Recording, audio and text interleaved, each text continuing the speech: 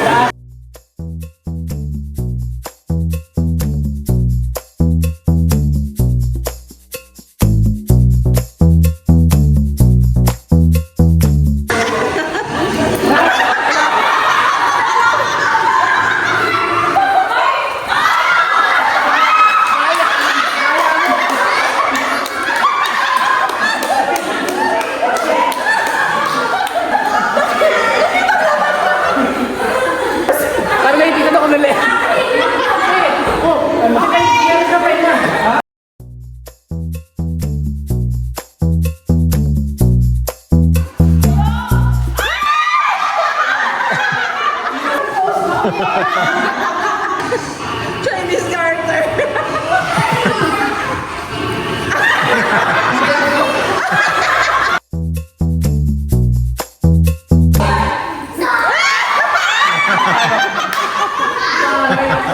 Ang nagwagi.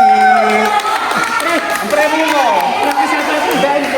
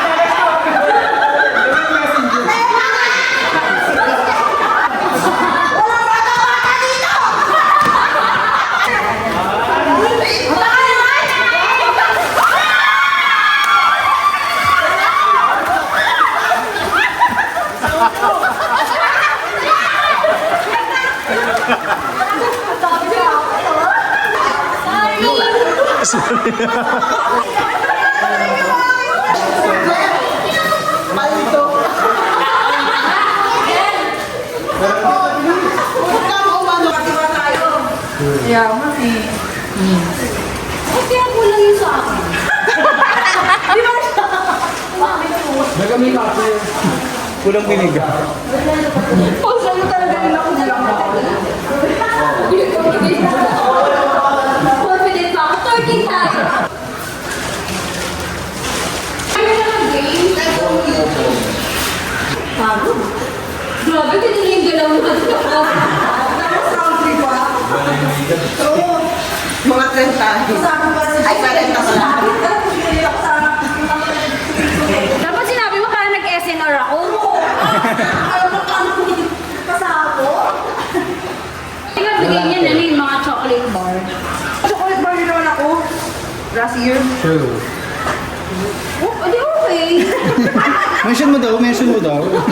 Tapos, gaganyan-ganyan kayo. Habang tugtog. Ngayon, pag stop ng tugtog, sino yung pinaka malapit sa, nakapasok ba rin sa square, yun yung panalo. Gets? One more daw. One more stop, ganyan-ganyan lang. Ganyan-ganyan lang kayo. Tapos? Gets? Square, kung square. Pinere daw naman may iyan sa data. Go! Marcha! Marcha!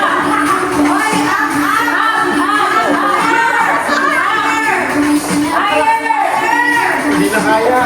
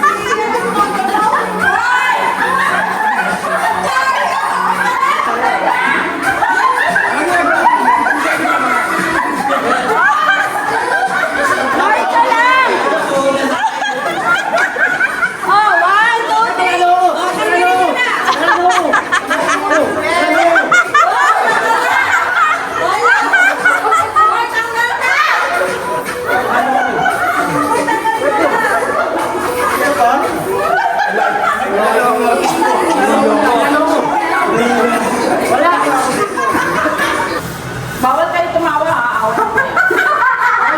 Walang nilaw kayo tumawa sa inyo.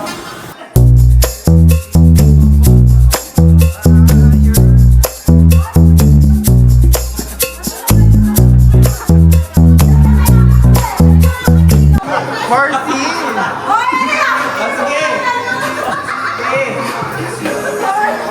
Hindi, laban niya yan.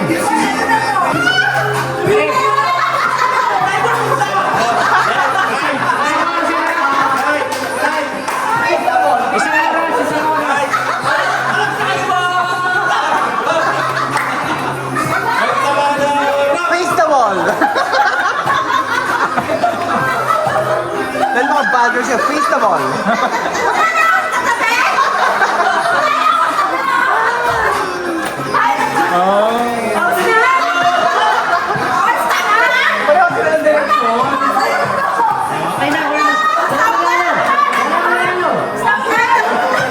Walang nanalo! Walang nanalo! Kasaguit kayo! Saan punta? Saan punta? Saan punta? Alright guys, as you can see, it's all laughs, all noise, and all smiles, and this is exactly how we celebrate Christmas in the Philippines. We rented this Airbnb for 22 hours just so we could have enough time to enjoy every moment. No rushing. Everyone just pitch in for the food and the place because here, sharing is part of the celebration, and that's the Filipino way. It's not every day that we get to see each other like this. Life gets busy, work gets heavy, and adulting is honestly not easy. So moments like this when we can sit down, laugh, eat together, and forget about everything for a while, they're really special. Because in the middle of all the chaos of life, this is what really matters. That's it for today, guys. Thank you all so much for watching, and I'll see you in the next one. Bye!